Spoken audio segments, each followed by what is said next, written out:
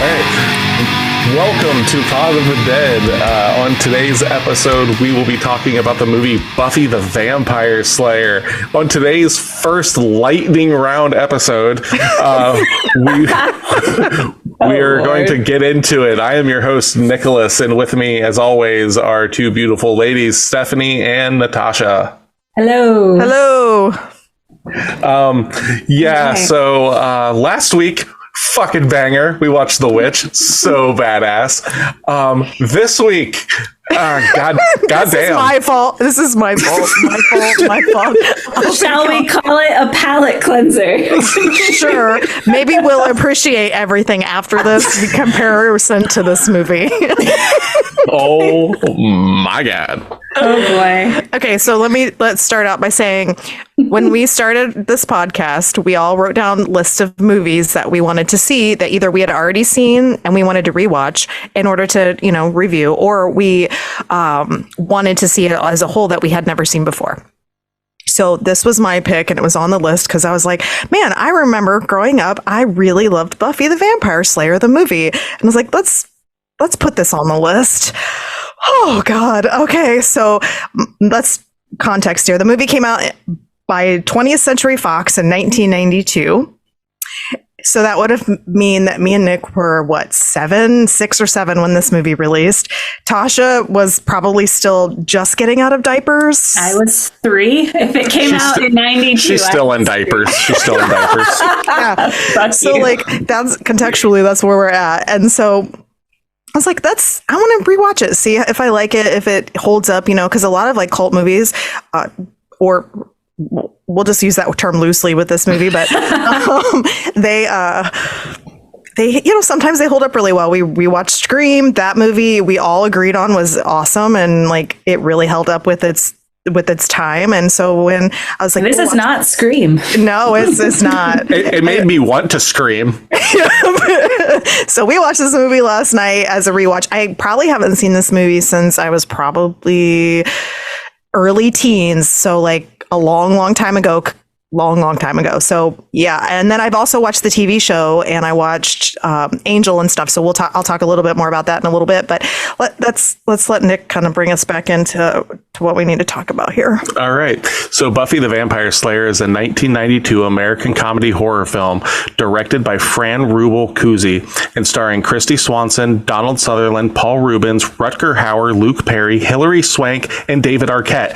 Right there. How the fuck is this going to be bad? Oh, yeah. Okay. Yeah. It follows a Valley Girl cheerleader named Buffy who learns that it is her fate to hunt vampires. It was a moderate success at the box office, but received mixed reception from critics. Oh, I'm going to give it some mixed response here. The film took a different direction from that which its writer, Joss Whedon, intended. So Joss Whedon is a huge name in Hollywood nowadays. He's responsible for writing and directing the first 2 Avengers movies. Damn. Yeah, he wrote the Buffy the Vampire Slayer television series. He wrote Serenity and Firefly.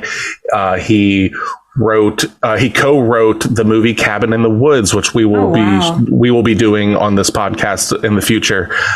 So the dude's like a Hollywood legit writing good juggernaut. Yeah. On paper, this movie should have been great. Yeah. Fuck yeah. 5 years later, he created a darker and critically acclaimed television series of the same name.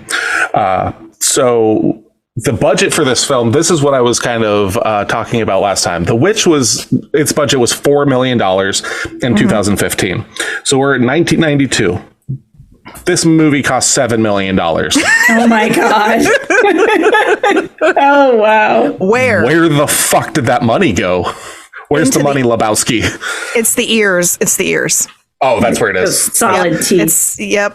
It's probably the fact that they paid for certain cameos, and then because of budget constraints and stuff and timing, they weren't able to get all these cameos in. That's true. Okay, so there is one cameo. I'll just say it right now and everything because it doesn't matter to the storyline or anything. But there's a DJ at a dance, and it's Slash from Guns N' Roses. Oh. And we also have Ben Affleck in here. Thank you. Yep. But I read that his line was so bad, he had to have it dubbed over. He's like, oh my God, I'm Ben Affleck. No, Ben, stop it. I was like his first role. Yeah. But the ones that they wanted to have in, and I think were in contact with, like they said that they were going to be in this film as cameos, were David Bowie. Oh, damn. Mick Jagger and Carrie Ewells, who is from The Princess Bride, and he's also in Stranger Things, like the main guy from The Princess Bride. Yeah. But yeah, like, so for some reason the director was just like, yeah, no, we're just gonna put all these rock stars in this movie and just have them have cameos. This is where the $7 million had to have gone. Yeah. Like, yeah.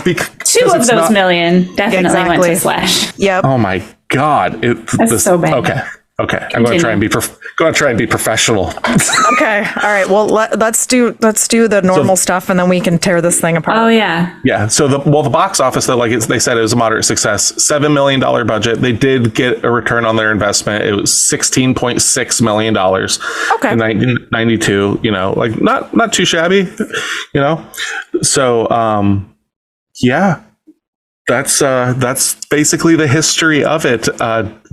My history with the film is I also remember seeing this when I was younger, and I remember liking specifically one character in the film played by Paul Rubens.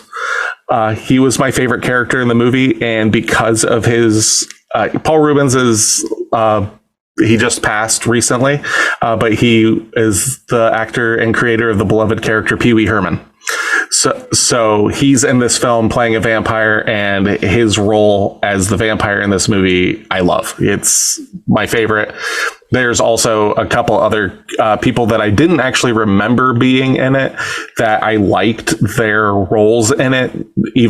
And that's there are 3 characters in this movie that I like, and they're not the leads. Yeah. Yep.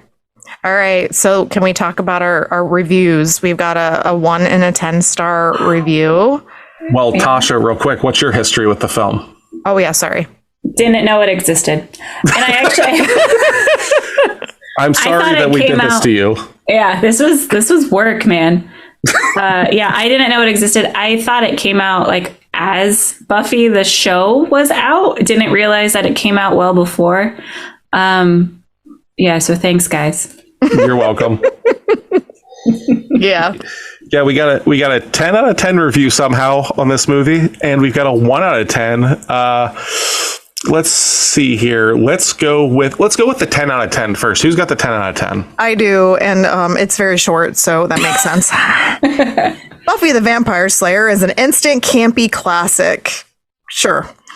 Of course, it does not measure up to the series that followed, which is 1000% true. To compare them would be like comparing apples and oranges. The movie was funny and had a lot of slapstick comedy, while the series is dark and contains dark humor. Luke Perry and Kristy Swanson rock as a couple, and Donald Sutherland is a classic in his role as Merrick. Buffy the movie makes us all wish we were vampire slayers with special strengths and abilities. We didn't watch the same movie. No. Shall I? Yep. Yeah. Well, I just want to kind of like, they say that Luke Perry and Kristy Swanson in this movie rock as a couple. I actually, Luke Perry, I think was okay in it, but good Lord, this movie. There was no build of a relationship, guys. Like No. there wasn't nothing. It was like, hey, we're in the same place at the same time. Sure. Yeah. Yeah. This is what people do in movies. Yeah. All right, Tasha, what do you got for us? I got a 1 out of 10. Abysmal, quote, comedy about a high school airhead learning she has a legacy to kill vampires. Donald Sutherland plays her mentor. Decent idea, horribly handled. The film was heavily edited before it came out. It's only 82 minutes because the studio realized what a bomb that had. It didn't help. Kristy Swanson is pretty good as Buffy, but Rutger Hauer is terrible as a lead vampire. He's a good actor, but no comedian. Luke Perry proves he can't do comedy. And Donald Sutherland phones in his performance. The script is unfunny and plotting. A total waste. This piece of crap would be totally forgotten if it didn't give us such a great TV series. Watch the series. It does everything right that the movie did wrong. True. Yep. So we're going to throw up the spoiler warning right now. And just, oh God. This is going to be rough. If you like Buffy, the movie, we're sorry. Yep. Because we all saw each other today. It was our son Wesley's birthday gathering, and we got to talk a little bit off. And yeah, we're just like, man, this is gonna be nuts. Yeah. Yeah. Yeah. Here we go. Yep. Yes. So just for context, why this is the lightning round is last week's movie, 6 pages of notes. This movie, barely 2, because there's not a lot of plot. There's not, it's a popcorn movie, and it's just, here we go. One of my notes is, this is not good.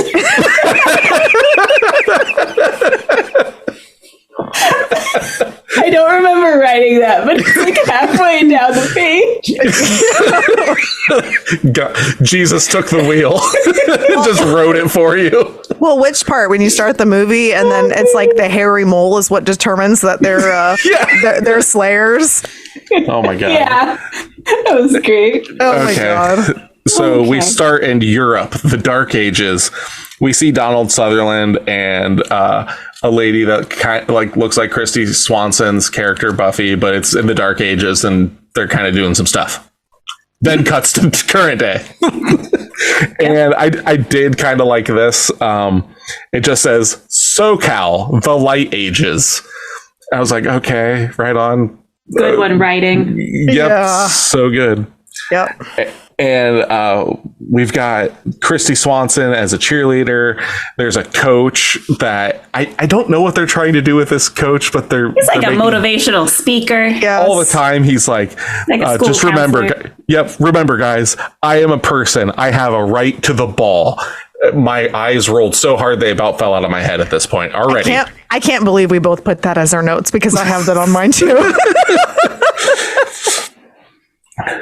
Yeah, that was that was just, and then their like mascot for their school is the Hogs, and on the wall there's like a banner that says what is that?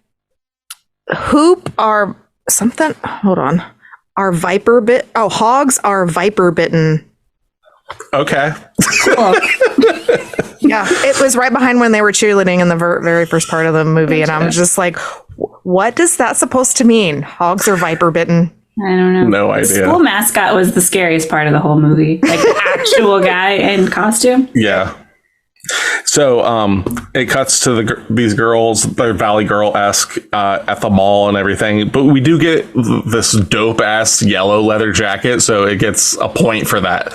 Yeah. Buffy's talking about this leather jacket and is like, couldn't you just see me in this? And her bitchy friend in her Hollywood debut, Hilary Swank, is like, that's like so 5 minutes ago and everything. So you're getting a lot of that. And Yeah, this you is are. at this point in the film already. I hate this because I hate that Valley Girl, like, oh my God kind of stuff. And it's the whole fucking movie and it just weighs on me. It's one of my favorite like accents or like voices to do, but to hear it, oh man, like that's what I sound like. But it's done Oh my poorly God. too. Yeah. Because like, Yeah. think about it. Like Clueless came out how many years later, and they have a similar take in that terms of Yeah. personality, and that Yeah. works for that movie, and it's actually like enjoyable. I think the Yes. acting in this movie was just garbage. Yeah, and Except for a couple people, yes, it was. and like it said earlier, like Rutger Hauer is in this movie, and he's like one of the leads in Blade Runner and stuff. He's also in like one of my favorite like kind of like exploitation horror action films called Hobo with a Shotgun. It's fucking amazing. I hope we get to review it here. But he's a really good actor And he is so fucking bad in this movie. Yeah. And same with Donald Sutherland. I've got some notes about this, but like Donald Sutherland is a really good actor. Really good actor. Yeah. And like when they say he phones it in, I found out the reason it doesn't make sense. But like, so Joss Whedon had written this character of Merrick and stuff, and Donald Sutherland just kept rewriting his own scenes and stuff. Wow. It was basically like insufferable. So I've got screenwriter Joss Whedon found Donald Sutherland extremely difficult to be around. Sutherland rewrote most of his dialogue and scenes, often making the scenes incomprehensible in Whedon's opinion. Whedon praised Sutherland's abilities as an actor, but called his behavior rude and Sutherland a dick. Okay. So like, I would love to see like what was on the page, what Donald Sutherland was supposed to do, because if we're to believe this, everything he does is just flat and boring. Even when he dies in the film, there's no reaction. It's just he gets stabbed. It's just like, this is happening. Yep. But anyway, so we get Donald Sutherland just ominously, maybe he's just staring. He does a lot of staring in this movie. Being a creep. And then we meet Luke Perry and David Arquette, who play Pike. Luke Perry plays Pike, and I don't have the name right here, but David Arquette's character, Benny, and David Arquette is good in this movie. Like, he's the best actor in this whole movie. I agree. I got a soft spot for that guy. He's super fun in this movie. Yes. I did see some review that said they knew this movie sucked by the fact that they saw that David Arquette was in it. He's a good actor. Which I was kind of shocked by, because I was like, he was in Scream. Like, Scream's a good movie. Like, are we saying that there's Just quite David a few... Arquette. Yeah, like I understand there's films that he's been in that aren't the greatest and stuff, but like I have a soft spot for him, like from my childhood. He was in Ready to Rumble, which was like a WCW wrestling movie. I fucking love that movie. It's so fucking funny. I watched it a couple years ago. Still holds up. It's just sophomore humor, but it's funny. I think you made our children watch that like a year or so ago, and they were like, "We're not doing this." It's so good. You know that he almost got killed wrestling in real life? Yeah, he was wrestling Nick Gage, and Nick Gage like basically cut him real deep with some barbed wire. It was an accident and everything, but basically David Arquette was like, I want to do it real. I want to go hard. Nick Gage is like legit like one of the hardest of the hardcore wrestlers, and he's like, all right, you're in my world now, boy, and fucked him up.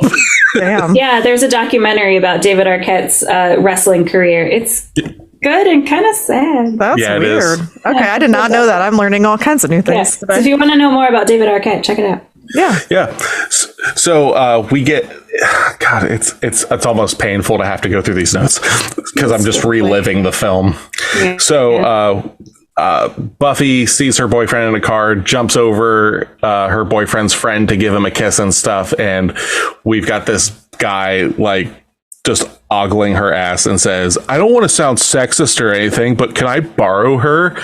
And it's it's gross. Such gross. The whole movie is steeped in this kind of like just sexist, just garbage. And so we then, my notes, it literally was like me just like suffering. So like the synopsis of this film just kind of jumps forward. So we get to the point where her boyfriend, I've just got him named as Eyebrows because he has a very serious brow and everything. His name's Jeffrey. Well, Jeffrey is now Eyebrows.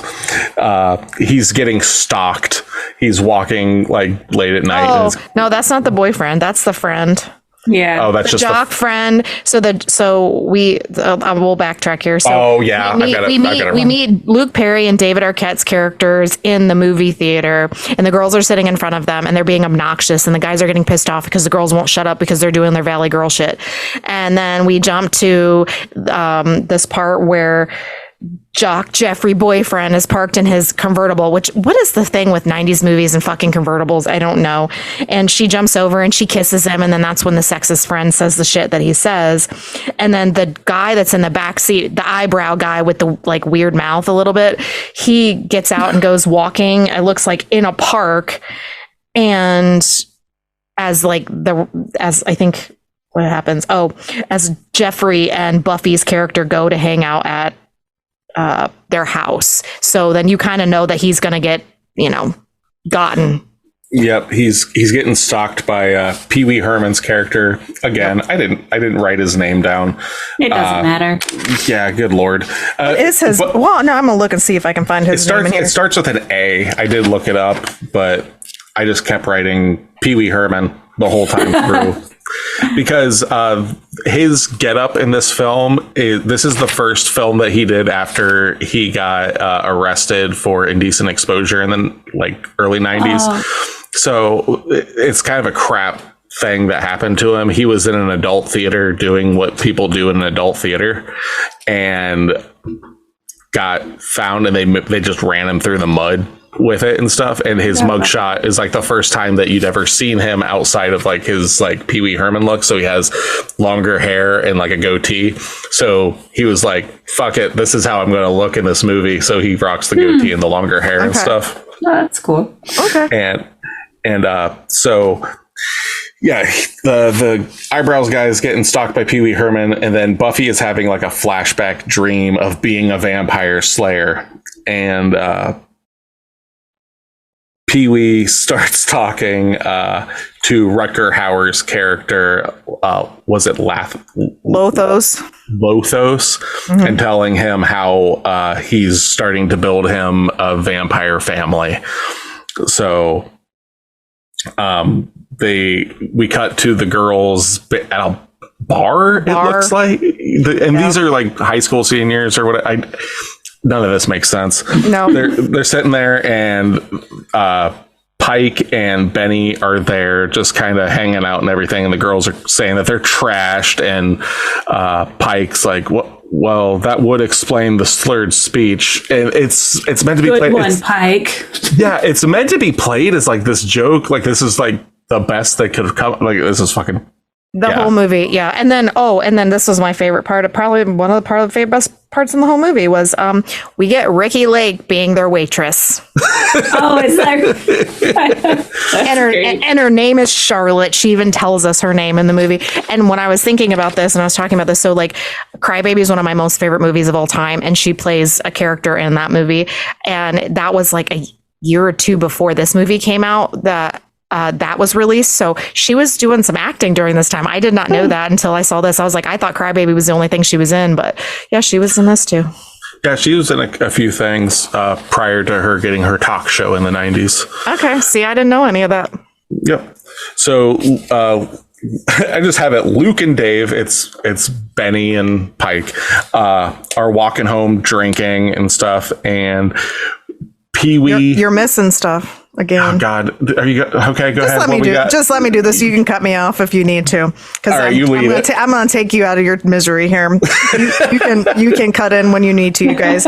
So at the bar, they have no money, and the only money they can get is a hot dog. And Benny drops change on a thing. Benny gets a hot dog, and Luke gets the bun. And he makes some lewd comment with the hot dog to the girls and showing it where his wiener is, this is his wiener. And she slices it with a butter knife or something, cuts it down. And then they make some lewd joke about penises and stuff. And then Luke Perry spits out his hot dog bun. And that was supposed to be a really funny scene. And it was just kind of, again, pretty fucking cringy. And then that's when... Why were you choking on a bun? Yeah.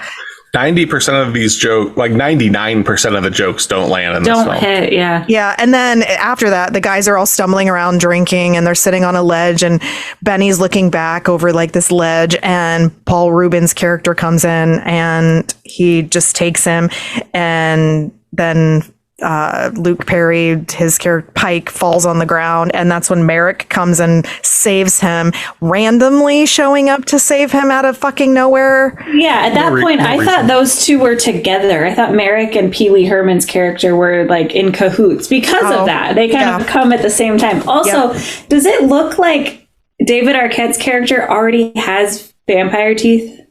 Well, he has a golden tooth.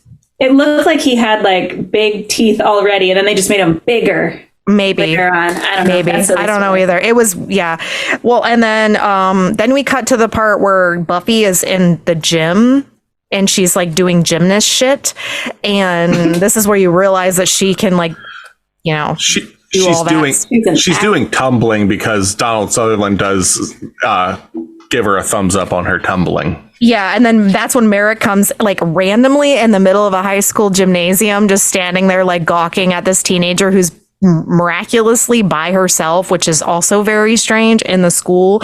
And then he's trying to talk to her to go to a graveyard with him, even though she has no clue who he is. So creep factor number 10. And he finally talks to her about her dreams and all the stuff that she has, and kind of slowly starts convincing her. But then she goes into the locker room. Is that where we're at next? This is the part of my notes where it just says, this is not good. No, I believe this is the part where he follows her into the locker room. Yeah, I think you're right. And she's got like this montage on the inside of her locker. There's nobody there again. And you have an old, dirty old man in the locker room with a teenage girl. Yes. $7 million film. Yeah. Maybe it was for the glued papers to her locker. I mean, it's freaking weird. So then he's talking to her, still telling her about all this shit. I'm not even going to go into the details because it's not worth your time or mine. And she's like, go away. I've got stuff to do. I don't believe in your stuff. So he throws a knife at her face. Just like you do. Yep. And then she catches it and she loses her shit on him. And then he's still trying to convince her. And she stabs it. Like, he sits down. Why are you sitting down in a girl's locker room? I don't know. And she stabs the knife between his legs on the bench. Again, you threw a knife at her face. It's weird. He's like, I had to show you that you were the one because, yes. Yeah, he says only the chosen one could have done that. Caught a knife. That's the stipulation. Shit! I fucking stabbed another girl in the face with a knife. It must not have been her. Yep. Like, is that really how this is fucking supposed to work? Yep. Like, out of nowhere, he just chucks like a Bowie knife at her. She snap claps it. Is like, yes, you are the chosen. Yeah. Lord. I'm not worried about killing you. Yeah. And then as they're in there, then she gets pissed at him for this and she punches him in the face and he slides back on the seat that he's sitting on the bench. And then we go to the graveyard and she starts getting cramps when they get near. And in this show, I can't remember if it's like this in the TV show because I don't believe it's not. She gets period cramps when she's around vampires, which is the dumbest shit ever. And so she's there and they're just waiting this out basically in a graveyard with a guy that she doesn't know. And she's a teenage girl and they're waiting for these people to dig out of their graves who have just recently died in order to put them to their forever death with stakes through the heart. And then magically she's just really good at this. And magically she's also like, apparently these stakes go in super easy. Because that was weird in itself. Like there felt like there was no real like oomph behind her actions. Like it was just like tap and you're dead. Yep, she's basically stabbing piñatas with stakes. Like it's just like whoop, and they're just dead. Like it's complete with sound. Yeah, literally a lot of A lot of Power Ranger noises happening. Yes. And then we cut to the part where, and I could be missing stuff because this is what's on my notes. So we cut to the part where Pike is in his apartment and he's got this big bay window above like an automotive store or something along those lines. And Benny is floating outside his window and asking him to come inside. And this is probably the best scene in the entire movie, in my opinion, because it's funny. And he's like, I'm hungry. And like, it's just, and he's like, but dude, you're floating. And I'm like, that was actually a good scene. Yeah. But because Benny just keeps like, he's like floating there and he's like talking to him. And he's just like, come on, invite me in. Come on, man, invite me in. Just like the whole vampire shtick. But yeah, like it's just literally like, come on, man, I'm hungry. He's like, you're floating. And it's just like beat to beat. Like it's literally, like you said, like one of the very few jokes in this movie that works where it's just like, I'm floating or I'm hungry. You're floating. And that's it. That's the only time it's like, that was kind of funny. Yeah. One other time I laugh in this film. Yeah. Well, and then after this, okay, so I got the knife and the punching in the nose out of the way. It was actually, he shows back up after her school when she doesn't show up to do training with him, and that's when he shows up in her locker room. So there's 2 school scenes like back to back for the most part, because then she's mad at him. That's why she punches him in the nose, because he takes her to the graveyard and didn't tell her while she was there, as if it was just normal to go to a grave. Yeah. Anyway, between all of that, Lothos wakes up. And he has like this weird coffin bed in the floor that has red lighting. It's the dumbest fucking 80s looking shit I have seen. It was very cheesy. I don't know if it's supposed to be cool. Like that's like someone like the review said, like campy and stuff like that. Like so much of this stuff, like it's I don't know how you're supposed to take it. Like it's I don't just either. It's not cool. It's not scary. It's not funny. Like it's. Yeah. It's got to be one of those things, though. It's got to be something. Yeah, and it's not hitting like it's supposed to. Like it's missing the mark by a foot, and so that's where it is. So then, basically, we start our training, and I think this is when you were talking about like. I'm glad they don't do montages in movies anymore, because not like this. Her training scene and learning how to fight and stuff is like literally 4 minutes long, probably. Yeah. Yep. And it's just, they took a song. It was like a 4 to 5 minute long song. They didn't edit the song down for time or anything. They just let the song play and just edit a bunch of action shots over top of this. And it's her kicking a heavy bag, her doing some like Tybo bullshit. Yeah. And then he's like talking to her. I think it was during the scene. This is what I found really strange is like he barely knows this girl, and he's talking about how special she is and how she might be more special than the other girls, like Merrick is, like her trainer. And I'm just like, how would you know this? Like, and she's a Valley girl who is just she's kind of like the stereotypical dumb blonde. Mm-hmm. And like, it just didn't hit for me anyway. So then she's showing up to school late, and the principal calls her in and asks her if she's on the drugs. And this is where you can talk about it, honey, because you like this scene. I like the principal. Did you? Yeah, I like the principal. I don't have his name up in front of me. He's the guy from Office Space. Yeah, it's Milton Wadhams from Office Space. He's also a dad in Brooklyn Nine-Nine. He's the dude. He is a dad in Brooklyn Nine-Nine. Yeah, I forgot about that. He's Boyle's dad. Yep. Right. Oh. Yeah. So this dude's been in a crap ton of television shows, movies. His IMDb like acting credits are like for 250 some odd things. Oh, nice. And I believe this is one of his first roles. He was also like in Dodgeball and stuff. But yeah, he's just like, I did some drugs once, and he talks about being like at an Allman Brothers show and taking some acid and how he could see the sound rolling off the stage.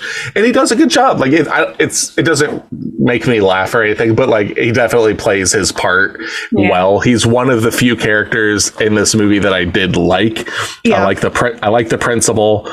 I like Benny, and I like Paul Rubens' character in this film. Yeah, that's pretty accurate in my opinion too. Yeah. And then while she's sitting in there hearing about the acid trip, she grabs a thumbtack off of his desk, and she spits it at a fly, and it like tacks through it on the wall. And then my note says Merrick is then explaining to her later after this that he is constantly reborn. So his entire purpose in this world is just to find the Slayer, teach her, but it doesn't give any other information. Like the lacking of just information in this movie and just expecting you to accept it at face value is just abysmal. Like it's criminal, because he says that like he's lived 100 lives training Slayers, and she's like, well, I'm different than the other ones, and he's like, oh, are you? And this is supposed to be just like a fuck yeah line, and it's so cringy. She's like, it is. Yeah, none of them had my keen fashion sense. Oh, yeah. I died. I literally, not figuratively, I literally died. I am a ghost now. I think at this point, my 8-year-old was like, Mom, this movie's terrible. Yeah. And then we get to the scene where like Pike's trying to leave town in his van, and he gets like taken over by these vampires, and fucking Paul Rubens is on his roof and he sticks his hand through the top and he loses an arm, and then he has no arm for the rest of the movie. Like, he's missing this arm. Yeah, he's attacking the van and stuff. He punches through the top. Luke Perry's Pike, crashes into a tree, which causes Paul Rubens to fly off, cutting his arm off, and he gets up and looks at Pike and is like, "You ruined my new jacket," and looks at the other vampires. And I love that, like, this line just rules, because he's just like, "You ruined my new jacket. Kill him a lot." And I did like that. Like, I like that line. You're just like, don't just kill him a lot. Yeah, that was the lovely. And well, then Buffy just shows up randomly out of fucking nowhere again, and she's like, "Save the day, we're here. We're just gonna let our period cramps lead us to the vampires." So, and then you get to see more during the scene of the vampire ears, and I can never let this go in any movie, because like the TV show has very unique vampire like face skeletal stuff when they turn into vampires, and it's not appealing, at least not in the first few seasons. It's done poorly in my opinion, but the ears in this movie were just why? Like, it's almost like they took the tips of the ears and tried to make them look like bat wings, is kind of what I thought they were trying to do, but it kind of just makes them look goblin-esque. Yeah, they just look mangled. Yeah. And then I have a thing that says lots of sexist crap. So I'm wondering if this is the part where she goes in the school and the guy grabs her ass again. I don't remember, honestly. Yeah. Oh, yeah. It might be that and then part. She like taekwondo's him to the ground. Yeah. Warranted. Yeah, because Buffy whoops some high schooler ass is what I've got. And then after that, it's vampire basketball game. Oh, yeah. Because I don't even have that in my notes. That's what we needed. Ben Affleck. Yeah, Ben Affleck has entered the chat now. So there you go. Give him one line. And what were you telling us off mic earlier? He screwed it up so poorly that they just cut their losses and dubbed over with him. and I think it's like a 3-sentence or 3-word sentence of like, "Come on, man," or something like that. It's like, that's it. And he couldn't do it well enough. Oh, well, I don't know why it would have mattered, because nobody did anything well in this movie for the most part. But that's the part. That's the part they had to cut, They couldn't accept that. Oh my God. Well, then she chases. Okay, so then we have the dude from the beginning of the movie that Paul Rubens' character turns into a vamp. He's playing basketball. Eyebrows, that's what we'll call them, eyebrows. So then she chases after him. She like goes into the court, tries to get him, chases after him, somehow magically steals a motorcycle. And knows how to drive it. Yeah. Prior to this, Donald Sutherland tells her, like, don't let them find out that you're the Slayer or anything like that. Like, this is like maybe just a scene before we get to this basketball game, and she's just like, I'm on the basketball court kicking this vampire's ass. Cover blown. Like, no chill about this at all. But they never explain why they can't know either. So like there's like so many freaking plot holes in this movie. It's disgusting. So then she magically steals like this bike. And then instead of the guys, like just the guy she's stealing it from says something, he calls her a dyke or something, like a slur. And like, I was like, what's this is disgusting. Yeah. Cause he's basically like, you want some real like power between your legs and stuff. And then she like throws him off the bike, gets on the bike and is like, you're a dyke. I'm going to tell everybody. I'm going to tell everybody that you're a dyke. And it's just like, what's the purpose of this? Yeah. And like, I understand it was the 90s. So like the time for talking like that was a little more widely accepted, but like, that's not funny or anything. Like, that's just disgusting. It doesn't come off funny. It's not like, I don't understand its purpose in the film. Like, it just happens and you're just like, okay. Oh, yeah. And then magically she rides past Pike's character and he's messing with a dirt bike at the time and he follows her. Again, out of nowhere, they're crossing paths again in this city. And then he follows her to a fucking, what is it, like a parade float place. And then that's where like we have this showdown with some vamps and that Lothos dude shows up. And this part makes absolutely no sense to me. He's like trying to lure Buffy in and like, but the one guy's like, she's not ready. What is she not ready for? Yeah. So is she supposed to become a vampire or is she supposed to? I don't know. Kill the guy. She's not ready to be taken by Lothos is essentially what they kind of allude to throughout this movie, that It's But almost is like it supposed to she kill him? yeah, it's this whole, I think they're trying to play on the thing of like evil corrupting good. So she's supposed to be the only line of defense for humanity, and he's supposed to corrupt her and make her his. But That's what it isn't sounds Eric like. supposed to be on Buffy's side? But this And- makes it doesn't work. It doesn't. No, and then he like Merrick pulls out like this stake, and then what? Like he goes like to slowly stab a vampire in the chest, and I was like, I have never seen such a slow motion vampire killing. And of course, he just turns it around and kills Merrick, and then the death is just like bloop, we're done. What's Yeah. with the handkerchief? It never makes sense. He's always just He's just like touching his he's- face. he's chewing on it at one point. Oh, It's weird. It doesn't fucking make any sense. And this is what Donald Sutherland wanted this character to be. Yeah, Mind you. that's right. And then he says when he's dying or whatever, says something about when the music stops. Yeah. So like he knows how things are supposed to play out. And then eventually she just becomes less Valley Girl. So she's like standing up to all the girls that she was friends with and stuff. And they're still living in their little fantasy world. And now she's kind of opened her eyes, and she's, you do see like a growth in Buffy's character throughout the movie, but it's very minimal. Like obviously you're not getting a whole lot. This whole movie is just full of plot holes and ridiculousness. And then she shows up to their dance because they're having like one of their school dances, and she's wearing like a fucking wedding dress. Like I was just like, why are we doing this? Well, you're missing one little part. Okay. So, yeah. So Pike is riding like this dope ass Triumph motorcycle and comes upon Buffy, and she's kind of having this identity crisis about not wanting to be the chosen one and all this stuff. Yep. And Pike's kind of talking to her, and I've got written down, she like, again, it's supposed to be like, you can tell that like this line's supposed to be very like, yeah, or whatever. It's like, I'm the chosen one and I choose to be shopping. Yep. Not good. No. Fucking God. Like, it's so bad. Yeah. Well, and then I think he's riding his bike though in like a fucking shopping mall. So he's not even on a road.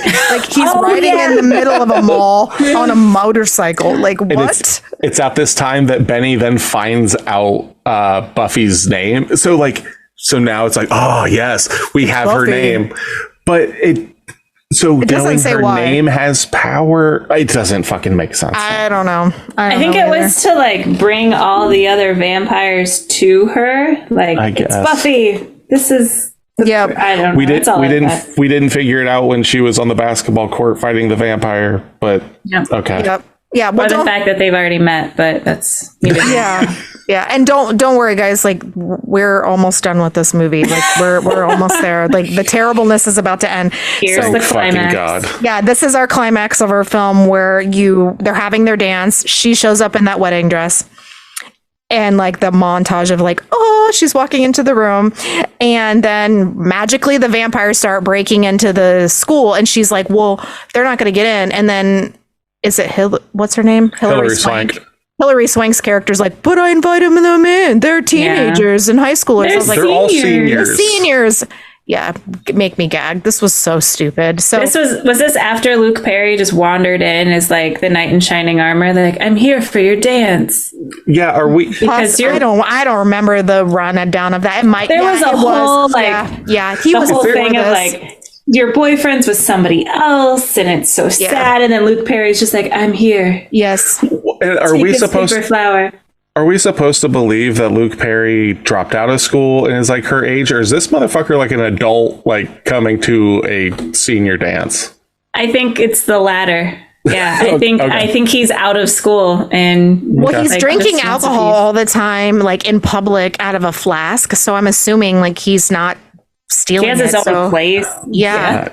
Yeah, I'm assuming he's like over the age of 21, hanging out with a teenager and then bringing her some steaks. The wooden kind, not the meat not kind. the delicious kind. Yeah. And it's just weird. And then she goes out to fight these vamps in the movie. Like, With his jacket. With his jacket and Yeah, her it's dress. a very iconic dress. look. Yeah, it is. It's an iconic look, like the leather jacket with the white dress. It's like a very cool look. Like I'll give them that. They do that in Chucky too, right? Like that's what's her bride in Chucky. She does. Yeah, she wears the same kind of clothes in that. But her bottom of her dress magically rips perfectly when she's like going to go out. Bustle. Yep. Yeah, because we just had to add the cheese factor, and.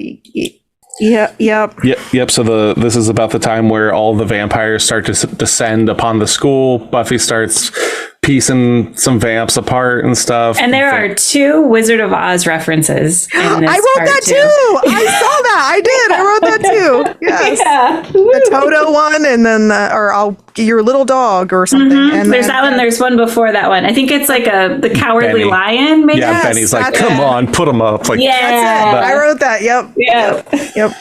Yep. So that's all after this slow dance that this starts happening and everything. And then we got a problem. And what is it? I think Luke Perry's like, we got a problem and I got a bag full of solutions. Yeah. Like, okay. So he brings her the steaks. She starts fucking people up. Vamps have taken over the party. Yep. There it is. I'll get you, Buffy, and your little dog too. Is not good. Oh, that's what it is. This line is delivered by Paul Rubens. Because he's like, I'll get you, Buffy, and your little dog too. And he's like behind her, and I love, like, this is all good for me because like he's like, do you ever feel not so fresh? And it's from a tampon commercial in the 90s. And you hear this like light violin playing, and we get, in my opinion, the best vampire death to ever be shot on screen. It's good. It is good. This is the scene that I was oh no, this movie's not bad. Like, remembering my childhood, this movie's pretty good. I remember loving this scene. Go ahead. That's it. Yeah. So she stabs Paul Rubens' character, the vampire, and she gets him pretty good. And Lothos, the other guy that's playing the violin, standing there, and he allows her to do this. So he's like, I don't care if you off my dude that's been taking care of everything. And he grabs himself, and he has the slowest vampire death, but it's a lot of the ooh, ooh, and I'm just like, this is awesome. He like scrunches down on his knees and taking little small steps, 3 kicks to the wall, and then just falls down on his face dead. Yep, done. That is so good. That's a great scene. It was. This movie could have been great if it was just that shit all the time. It's not. Yeah. No. And then basically, I can't even remember all the ins and outs of this because, like, he's trying to lure the Lothos, the main big bad in this. Well, I'm going to use that term loosely, but the big bad in this movie, he's like trying to get with Buffy and she's not having it. And then she pulls out a crucifix or something. And he was like, that's not going to do anything. And she's like, well, yeah. And she catches it on fire. And then she's like, what are you going to do with that or some shit? I honestly don't know because I don't care. Remember. I don't either. And she's like, yeah, but my keen fashion sense. And she lights his head on fire with some of the worst special effects. Yeah. Just very quickly. That's where the millions of dollars went. Right there. Yep. We're slashing that little scene. Yep. Yeah, at this point, I've got written down, Lothos is lame as fuck. Yeah. He gets taken out by hairspray. Well, no, he comes out. You're forgetting. He comes out and we have a vampire sword fight. Oh, yeah.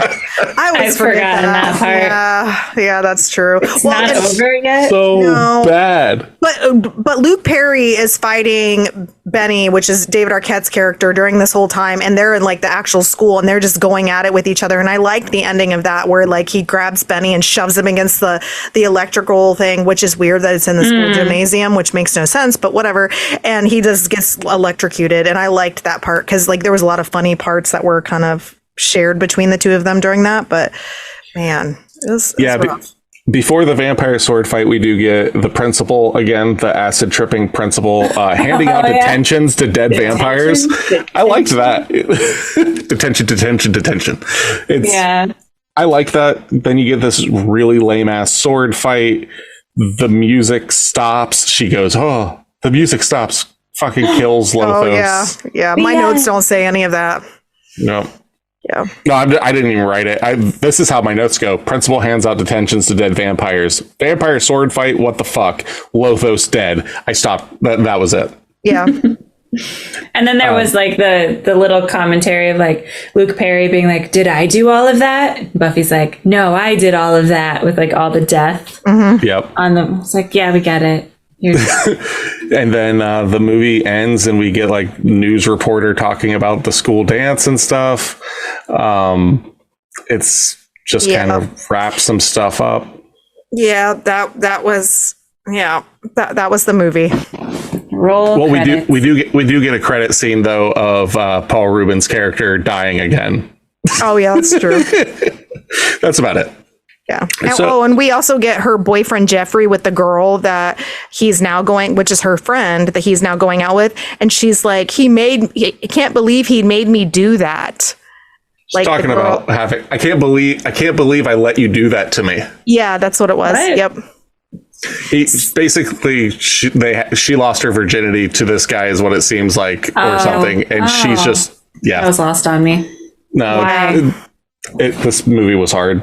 It was. Right. I can't even remember any of the sequences half the time because it's just kind of like one big mush of just shit. The movie has literally like 5 minutes of good stuff in it. Yeah. And it's 82 minutes and it felt like it was 2 hours long. It was hard. It did. It was so hard to get through. It was a marathon. It was. All right. So obviously we have some ringing endorsements for this film. Who wants to unleash on it first? Go for it, Steph. Okay, so I am apologizing to my fellow hosts here for putting you through this torture. I am sorry. Apology accepted. You also had to go through it. Oh my God, it was horrible. Guess what? I'll put you through stuff too. It's okay. I know. Well, okay, so last night I was like, this wasn't worse than Strangers because we watched that. And then I was like, the more that we're talking about it and the plot holes and everything, I'm like, Strangers was way better than this. And I didn't even like that movie. God. This was worse than a lot of things I've watched. Yeah, it was one of those movies that I probably, if I didn't have to watch it for this, I would have stopped it like way before. It does not hold up at all. And I'm gonna go out with rating wise 1 through 10. I'm gonna give it a very fair 2. Ooh. All right. Tasha? The only, like, talking about it, it's fun to talk about, but watching it, I got up so many times. It was rough. I'm giving it a 1. Okay. 1. Yeah, it was bad. I wouldn't recommend it. I wouldn't watch it again. I didn't want to finish it. Nope. I'm 1. I gave this movie a certain score. Okay. We began to talk about it. The score went down. Really? And then it went down even more. And then I realized that my nostalgia for this film led me to buy this on Blu-ray for this viewing because I thought it was going to I was going to relive part of my childhood. This is something that I wanted for the collection. So because of that, it went down some more. And because of that, Amazon has a return policy, so we can return it. Yeah, I'm totally returning this. I felt cheated having to rent it. I can't imagine buying the Blu-ray. Yeah. So for that, I'm also giving this film an amazing 2 Paul Rubens deaths out of 10. Yeah. Yes. But I do want to talk. Go ahead, honey, and then I want to talk about the TV show. Yeah, I did. I originally gave it like a 4, but that was just comparing it to like other films I've seen and stuff. Like I've seen some fucking horribly garbage films and stuff, but like just really going through this, I'm like, this for its budget and how the fuck, like where did the money go? This is so bad, so bad. So yeah, it's a 2. This is gutter garbage to the nth degree. It is. But you also have to think about, like, if you watch crappy movies, that doesn't mean that they have crappy plots. They just are made badly sometimes. And sometimes maybe they're bad plots. But, like, this has everything bad. Like, there's not any redeeming qualities overall. Yeah. It doesn't play on any note. It's No. okay. So it's a campy horror comedy film. The camp doesn't work. Nope. The comedy doesn't work. The horror doesn't Nope. work. None of it works. It's Nope. bad, bad, bad. It needed to be more to be campy in Correct. my mind. Yeah. Yes. It was just really, and I can't even just chalk it up to like, well, it's 92 and blah, blah, blah. I've seen campy horror films from the 80s and 90s that all still work. This is fucking bad. Yes. The only reason that it's not a 1 out of 10 is because it still achieved itself at being a film.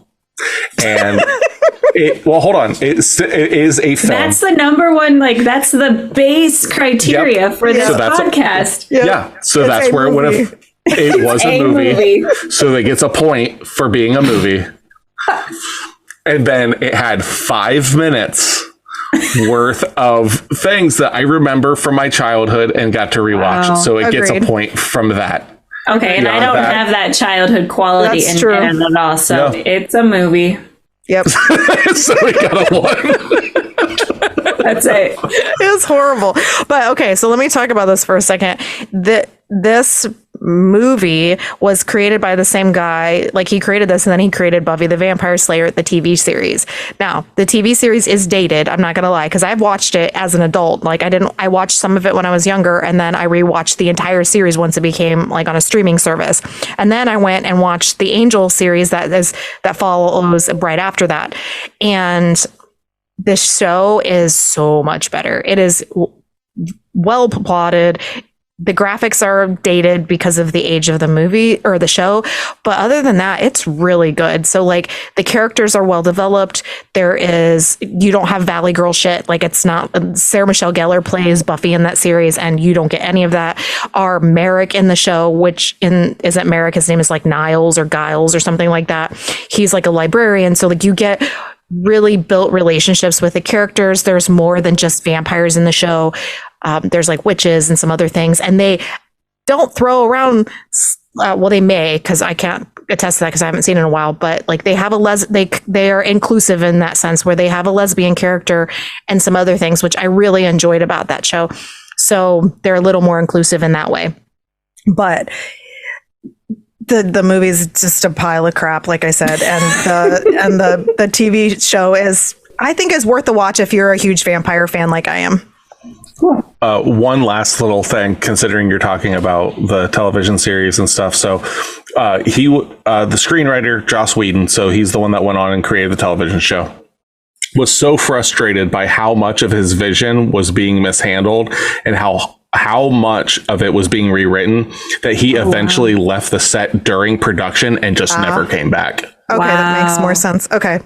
Yeah, because if you think about this dude that made this movie, and then he's got this credit to it, and then he came out and made the Avengers movies, and he made all these other really big iconic shows and other movies, like that's just crazy to be associated that way and have this dumpster fire. Mm-hmm. Yeah, it was really rough. I'm sorry to everyone that has watched this in preparation for today's episode. But it's okay. We got it over with. We did. We gave it a collective between the three of us 5 stars if you add all of our numbers together. So if that makes you feel better. 5 out of 30. Yeah, that's a 17%. There you go. Oh my God. I'd have more respect for a 0%. Yeah. It's lovely. My goodness. Oh, I'm glad this week is over. Oh my God. What's next? What's next? Well, no, I have to edit this episode. I'm going to have to re-listen to everything and relive all this. You're welcome. What do you got, Tasha? Oh no, we're good. Okay. What are we watching next? Yeah, what's next? All right. Next week, we're watching a good horror comedy. 80s horror classic, one of my favorites. We are watching Reanimator. Oh, shit. Okay. I've never heard of this movie. I've heard of it, but I've never seen it. I don't know anything about it. So likewise, I haven't seen it. I only know Nick's love of it. Yep. Yeah, it's a good movie. Okay. So Reanimator, 80s. I can't remember the exact year. I want to say it's like 1988. Okay. So that's what we'll be going over next week. So for Pot of the Dead, I am Nicholas. I am Stephanie. I'm Tasha. And come back and listen to us, or else.